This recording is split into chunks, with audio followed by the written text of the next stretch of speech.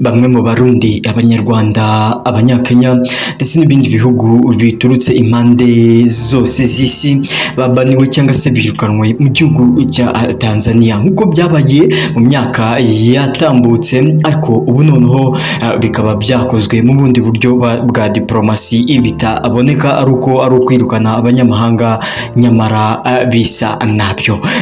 Ngo bimeze gute rero? Wowe ntujye kure, ubane nanjye urebe ino video uyirangize kugira ngo usobanukirwe unamenye amakuru y'ukuntu muri Tanzania bimeze, ukuntu abanyamahanga bari kwirukanwa mu gihugu cya Tanzania ndetse bakaba babaniwe bimwe mu kazi bakoraga, abandi bakaba batangiye kujya ku mateleviziyo ndetse n'amaradiyo bavuga ko bafatiriwe imwe mu mitungo yabo.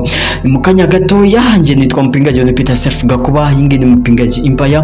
Kunze ibyo dukora rero kanda aho hasi handitse subscribe unakande like kugira ngo turebe ko byibura muba muri kumwe natwe munadushyigikira. Mu masegonda make ndaje byose tubive muzingo tunabishyireho akadomo ukuntu byagenze.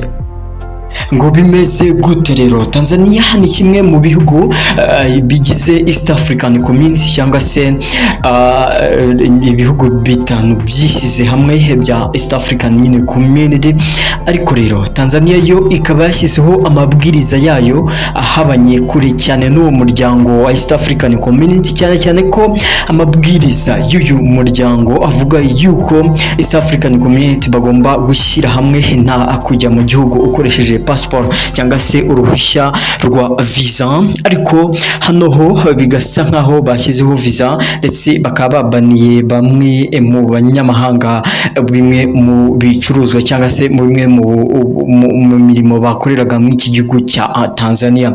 Ubundi Tanzania byatangiye ku witwa Nyerere ubwo yabigishaga gukunda igihugu kuruta uko bakunda ibindi bihugu. Uzarebe Abatanzania benshi bagiye bava mu bihugu byabo, wenda ntago abari benshi kuruta ibindi bihugu, wenda tuvuge nk'u Rwanda, Uganda ndetse n'u Burundi, usanga bo buze mu bindi bihugu, ariko Abatanzania uzahasanga mu bindi bihugu bake cyane ko iki gihugu ari igihugu kinini kigizwe n'ubuso bunini bukubye navuga gatatu igihugu cy'u Rwanda.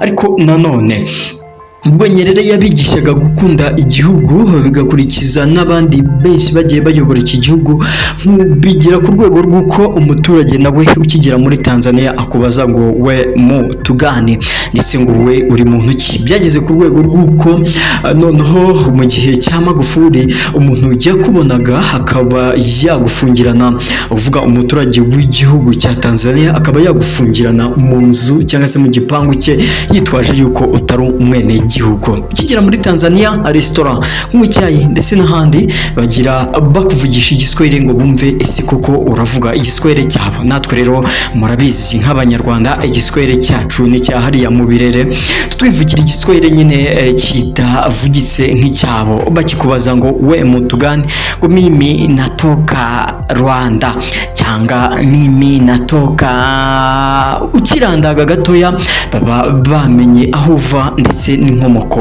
yawe, bityo bikaba byatuma nimba utwaye ikinyabiziga cyangwa se urimo gucuruza ibintu runaka bagufata bakaguca amafaranga ya ruswa, wabyanga bakaba bagushyira polisi cyangwa se bamwe mu bapolisi bo ku mihanda navuga nka wazarendo babo, cyangwa se mu bahoze ari ba rukurudofesi bo mu Rwanda, bakagufunga ndetse bakagushyira ku gasho ukazavamo utanze amafaranga menshi cyane. Ngo bimeze gute rero? Bamwe mu banyamahanga babaga mu gihugu cya Tanzania bakaba bakuriyeho imirimo igiye itandukanye kuba batemerewe kuyikorera mu gihugu cya Tanzania. Natinze reka mbabwire imwe mu mirimo igera muri 15 babaniwe kuba batemerewe gukora mu gihugu cya Tanzania, ahubwo ikaba yemerewe gukora bene gihugu gusa. Umurimo wa mbere natinze ni ubucuruzi mu isoko cyangwa se bino byo kujya mu isoko gucuruza, kudandaza n'ibindi. Nta munyamahanga, umunyarwanda, umurundi, umugande wemerewe kubikora.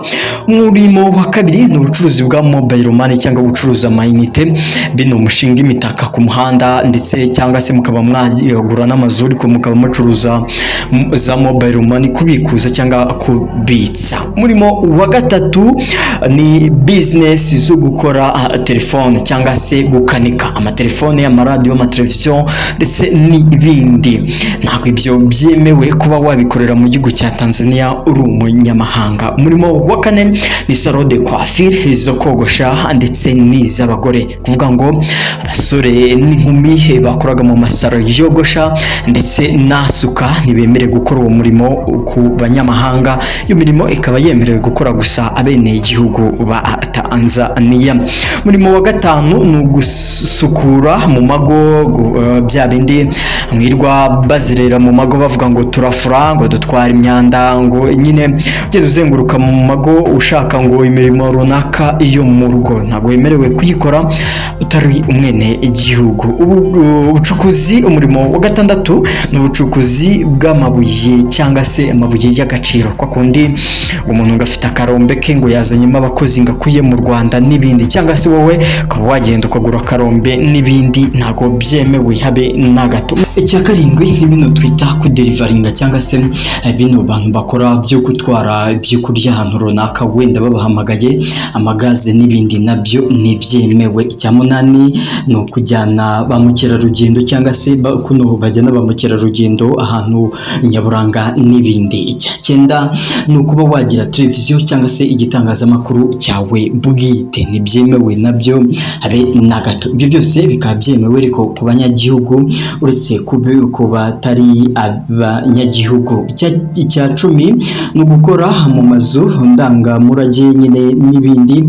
Icya cumi ni ubukomisiyoneri, kuba waranga amazu n'ibindi. Icya cumi na rimwe ni ukuba wagura ibihingwa ukajya kubigurisha n'abandi bene igihugu, ukaba wabigura nk'aha ukabijyana Musanze, nabyo ntibyemewe. Icya cumi na kabiri ni imikino cyangwa se ibintu twita betting cyangwa se mumenyere nka za casino. Iyo mikino nyine ntago nayo yemewe kuba wabikoramo utari umwene gihugu. Cumi na kane ni